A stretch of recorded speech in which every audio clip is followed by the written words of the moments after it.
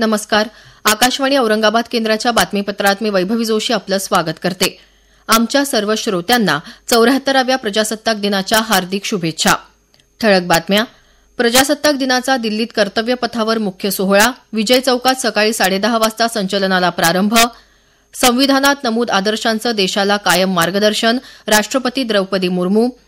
6 जणांना पद्मविभूषण, 9 जणांना पद्मभूषण तर 91 जणांना पद्मश्री पुरस्कार घोषित. प्रसिद्ध तबलावादक झाकीर हुसेन यांना पद्मविभूषण, उद्योगपती कुमार मंगलम बिर्ला आणि गायिका सुमन कल्याणपूर यांना पद्मभूषण तर समाजसेवेसाठी दादा इदाते, साहित्यिक डॉ प्रभाकर मांडे तसंच रमेश पतंगे यांना पद्मश्री पुरस्कार जाहीर. सैन्य दलासाठीच्या 412 शौर्य पुरस्कारांची घोषणा. 6 कीर्तीचक्र आणि 15 शौर्य पदकांचा समावेश. 901 अधिकारी कर्मचाऱ्यांना पोलीस पदकं जाहीर. राज्यातल्या 31 पोलीस अधिकाऱ्यांसह 140 पोलीस कर्मचाऱ्यांचा गौरव. पुण्यातील कसबा पेठ आणि पिंपरी चिंचवड विधानसभा मतदारसंघातल्या पोटनिवडणुकीच्या मतदानाच्या तारखेत बदल. पहिलं दलित स्त्री आत्मचरित्र लिहिणाऱ्या साहित्यिक शांताबाई कृष्णाजी कांबळे यांचं निधन. आणि सानिया मिर्झा आणि रोहन बोपन्ना जोडीची ऑस्ट्रेलियन खुल्या टेनिस स्पर्धेत मिश्र दुहेरीच्या अंतिम फेरीत धडक. आता सविस्तर बातम्या. 74वा प्रजासत्ताक दिन आज साजरा होत आहे. प्रजासत्ताक दिनाचा मुख्य सोहळा दिल्लीत कर्तव्य पथावर होणार असून विजय चौकात सकाळी 10:30 वाजता या संचलनाला प्रारंभ होईल. या सोहळ्यात इजिप्तचे राष्ट्रपती अब्देल फतेह अल सिसी हे प्रमुख पाहुणे म्हणून उपस्थित राहणार आहेत. काल राष्ट्रपती भवनात अल सिसी यांचं औपचारिक स्वागत करून त्यांना गार्ड ऑफ ऑनर देण्यात आला. संविधानात नमूद आदर्शांनी देशाला कायम मार्गदर्शन केल्याचं प्रतिपादन राष्ट्रपती द्रौपदी मुर्मू यांनी केलं आहे. प्रजासत्ताक दिनाच्या पूर्वसंध्येला राष्ट्राला उद्देशून केलेल्या भाषणात त्या बोलत होत्या. संविधानाला अंतिम रूप देणारे भारतरत्न डॉ बाबासाहेब आंबेडकर यांचा देश कायम ऋणी राहील असं राष्ट्रपतींनी नमूद केलं.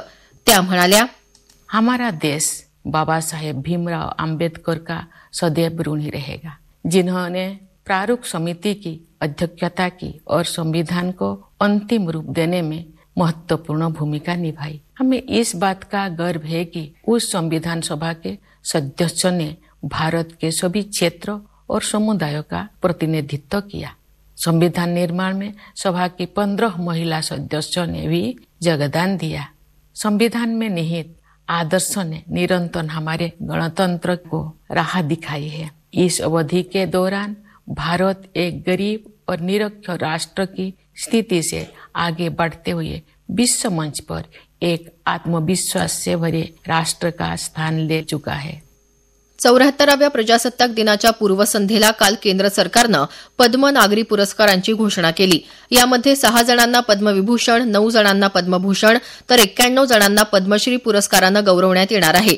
या राज्यातील प्रसिद्ध तबलावादक झाकीर हुसेन यांना कला क्षेत्रातून पद्मविभूषण, त्यानंतर उद्योगपती कुमार मंगलम बिर्ला, कला क्षेत्रातील गायिका सुमन कल्याणपूर तसंच विज्ञान आणि अभियांत्रिकी क्षेत्रातील दीपक धर यांना पद्मभूषण पुरस्कार जाहीर झाला आहे.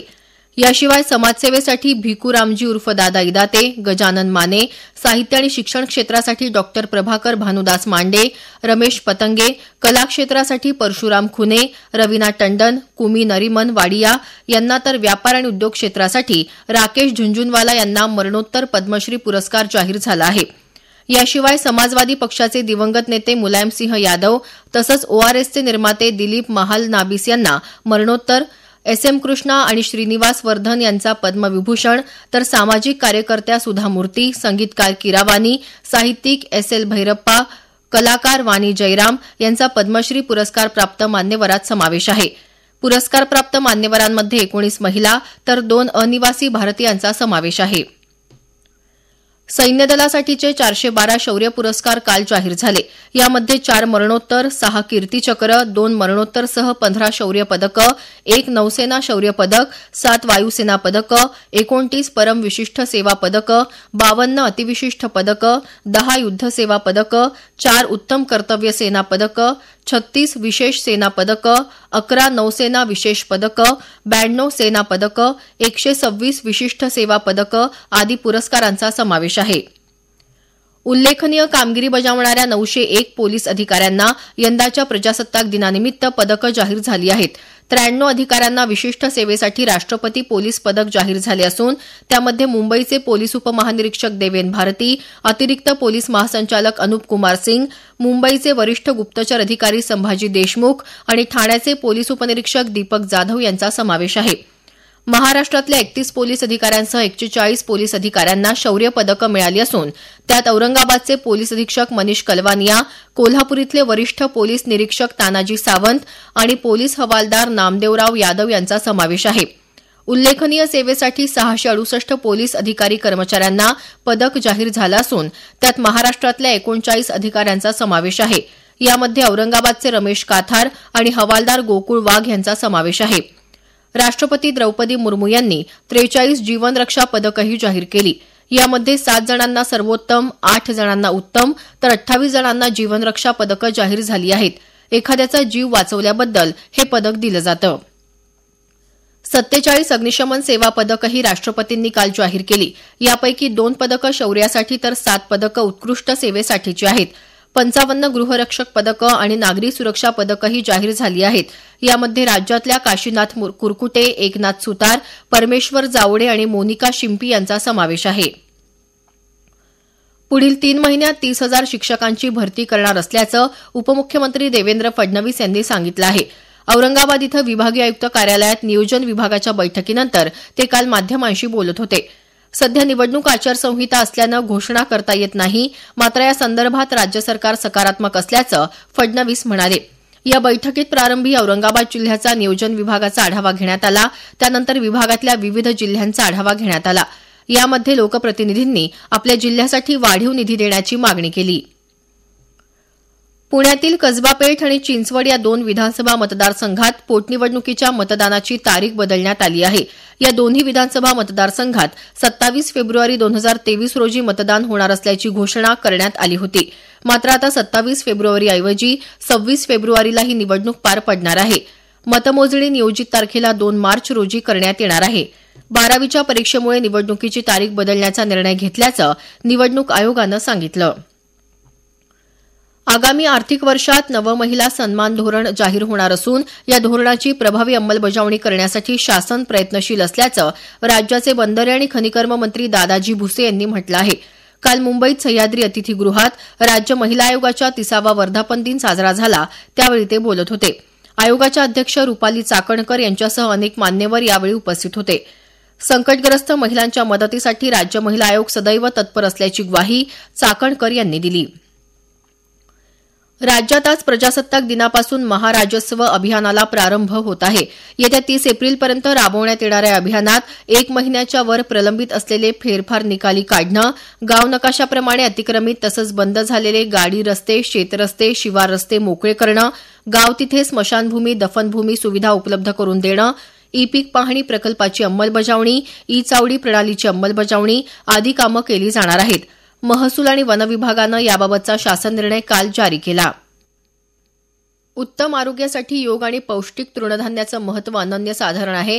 त्यामुळे प्रत्येकानं रोजच्या आहारात तृणधान्यापासून बनवलेल्या विविध पदार्थांचा समावेश केला तर विविध व्याधींपासून व्यक्ती लांब राहू शकतो, असा सूर जळगाव इथं झालेल्या जिल्हास्तरीय आंतरराष्ट्रीय पौष्टिक तृणधान्य कार्यशाळेत व्यक्त झाला.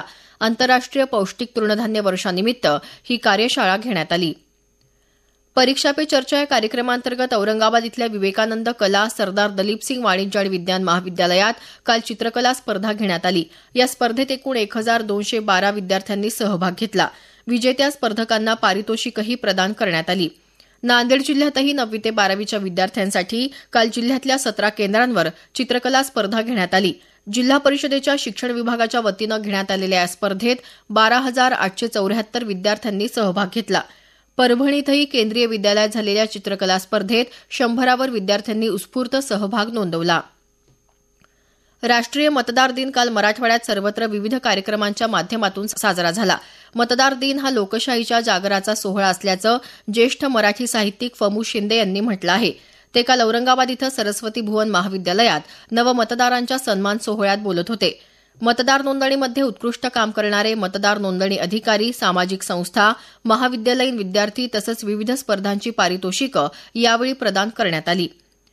वयाची 18 वर्ष पूर्ण केलेल्या प्रत्येक भारतीयाला आपल्या संविधानानं मतदानाचा हक्क दिला आहे. हा हक्क बजावण्यासाठी प्रत्येक पात्र व्यक्तीनं मतदार नोंदणी करावी, असं आवाहन लातूरच्या उपजिल्हा निवडणूक अधिकारी डॉ. सुचिता शिंदे यांनी केलं आहे. त्या काल राष्ट्रीय मतदार दिनानिमित्त लातूर इथं घेण्यात आलेल्या कार्यक्रमात बोलत होत्या. राष्ट्रीय मतदार दिनानिमित्त काल परभणी इथं जिल्हा निवडणूक विभाग आणि शिवाजी महाविद्यालयाच्या संयुक्त विद्यमानं विशेष कार्यक्रम घेण्यात आला. अपर जिल्हाधिकारी डॉ. प्रताप काळे यांनी यावेळी युवकांना मार्गदर्शन करताना जास्तीत जास्त युवकांनी मतदार नोंदणी प्रक्रियेत सहभागी होण्याचं आवाहन केलं. नांदेड इथं स्वामी रामानंद तीर्थ मराठवाडा विद्यापीठ आणि जिल्हाधिकारी कार्यालयाच्या वतीनं विशेष कार्यक्रम घेण्यात आला. लोकशाही बळकट करण्यासाठी नवमतदारांनी नोंदणी करून मतदान कर्तव्याचं पालन करावं, असं आवाहन विद्यापीठाचे कुलगुरू डॉ. उद्धव भोसले यांनी यावेळी केलं. जालना इथं निवासी उपजिल्हाधिकारी केशव नेटके यांनी मतदार दिनानिमित्त तरुणांना मार्गदर्शन केलं. निवडणूक आयोगानं वर्षातून 4 वेळा नवमतदारांना नाव नोंदणीची संधी उपलब्ध करून दिली असून नवमतदारांनी त्याचा लाभ घेऊन मतदार नोंदणी अवश्य करावी, असं आवाहन त्यांनी यावेळी केलं. उस्मानाबाद जिल्ह्याचा समावेश नीती आयोगानं जाहीर केलेल्या आकांक्षित जिल्ह्यात असून आगामी अर्थसंकल्पामध्ये जिल्ह्यातल्या प्रकल्पांसाठी भरीव निधी आणि शासकीय वैद्यकीय महाविद्यालयासाठी जागा निश्चितीच्या अनुषंगानं बैठक बोलावण्याची मागणी आमदार राणा जगजितसिंह पाटील यांनी उपमुख्यमंत्री देवेंद्र फडणवीस यांच्याकडे केली आहे. काल उस्मानाबाद इथं त्यांनी याबाबत माध्यमांना माहिती दिली. मराठी साहित्यात पहिलं दलित स्त्री आत्मचरित्र लिहिणाऱ्या साहित्यिक शांताबाई कृष्णाजी कांबळे यांचं काल सकाळी पुण्यात वार्धक्यानं निधन झालं. त्या 100 वर्षांच्या होत्या. माझ्या जन्माची चित्रकथा हे त्यांचं आत्मचरित्र विशेष गाजलं. नाजुका या नावानं मुंबई दूरदर्शनवर चित्रमालिकेच्या स्वरूपात 10 ऑगस्ट 1990 पासून हे आत्मकथन सादर झालं. हिंदीसह फ्रेंच तसंच इंग्रजी भाषेत या पुस्तकाचे अनुवादही प्रसिद्ध झाले. डॉ. बाबासाहेब आंबेडकर, विठ्ठल रामजी शिंदे यांचा सहवास त्यांना लाभला होता. भारतीय टेनिसपटू सानिया मिर्झा आणि रोहन बोपन्ना यांनी ऑस्ट्रेलियन खुल्या टेनिस स्पर्धेत मिश्र दुहेरीच्या अंतिम फेरीत धडक मारली आहे. उपांत्य फेरीत सानिया बोपन्ना जोडीनं ग्रेट ब्रिटनच्या नील स्कुप्स्की आणि यूएसएच्या देसिरा क्रॉज्जिक या जोडीचा 7-6, 6-7 आणि 10-6 असा पराभव केला. स्पर्धेचा अंतिम सामना येत्या शनिवारी 28 तारखेला होणार आहे. चित्रपट हे भाषेप्रमाणे अभिव्यक्तीचं माध्यम असून मराठी चित्रपटांनी भाषा संवर्धनाचं मोठं काम केलं आहे, असं प्रतिपादन पाचोळ्याचे दिग्दर्शक प्राध्यापक शिव कदम यांनी केलं आहे. औरंगाबाद इथं डॉ. बाबासाहेब आंबेडकर मराठवाडा विद्यापीठाच्या मराठी विभागाद्वारे मराठी भाषा संवर्धन पंधरवड्यानिमित्त झालेल्या कार्यक्रमात ते काल बोलत होते. मराठी चित्रपटांनी मराठवाडा, विदर्भ, कोकणातील बोलीभाषांना योग्य प्रकारे स्वीकारलं आहे, असंही कदम म्हणाले. बालिकांनी उच्च शिक्षण घेऊन अधिकारी व्हावं असं आवाहन उस्मानाबादचे गटविकास अधिकारी रावसाहेब चकोर यांनी केलं आहे. राष्ट्रीय बालिका दिनानिमित्त काल उस्मानाबाद इथं झालेल्या कार्यक्रमात ते बोलत होते. प्रत्येक मुलीने विविध क्षेत्रात ज्ञान अवगत करावं, शासकीय तसंच सामाजिक संस्थांच्या उपक्रमातून मिळणाऱ्या संधीचा लाभ घ्यावा, असं आवाहन चकोर यांनी केलं. औरंगाबाद इथं पुढच्या महिन्यात होत असलेल्या G20 परिषदेच्या पार्श्वभूमीवर 11 आणि 12 फेब्रुवारीला शहरात लोकसहभागातून स्वच्छता अभियान राबवण्यात येणार आहे. औरंगाबाद महानगरपालिका आणि टीम ऑफ असोसिएशनच्या वतीनं होणाऱ्या या स्वच्छता अभियानात नागरिकांनी मोठ्या संख्येनं उपस्थित राहावं, असं आवाहन समन्वयक प्रशांत देशपांडे यांनी केलं आहे. शेवटी पुन्हा काही ठळक बातम्या. प्रजासत्ताक दिनाचा दिल्लीत कर्तव्यपथावर मुख्य सोहळा. विजय चौकात सकाळी 10:30 वाजता संचलनाला प्रारंभ. संविधानात नमूद आदर्शांचं देशाला कायम मार्गदर्शन. राष्ट्रपती द्रौपदी मुर्मू. 6 जणांना पद्मविभूषण, 9 जणांना पद्मभूषण तर 91 जणांना पद्मश्री पुरस्कार घोषित. पुण्यातील कसबा पेठ आणि पिंपरी चिंचवड विधानसभा मतदारसंघातील पोटनिवडणुकीच्या मतदानाच्या तारखेत बदल. आणि सानिया मिर्झा आणि रोहन बोपन्ना जोडीची ऑस्ट्रेलियन खुल्या टेनिस स्पर्धेत मिश्र दुहेरीच्या अंतिम फेरीत धडक. याबरोबरच हे बातमीपत्र संपलं. यानंतर आपण आमचं हे बातमीपत्र आकाशवाणी समाचार औरंगाबाद AIR न्यूज या युट्यूब चॅनलवर पुन्हा कधीही ऐकू शकता. नमस्कार.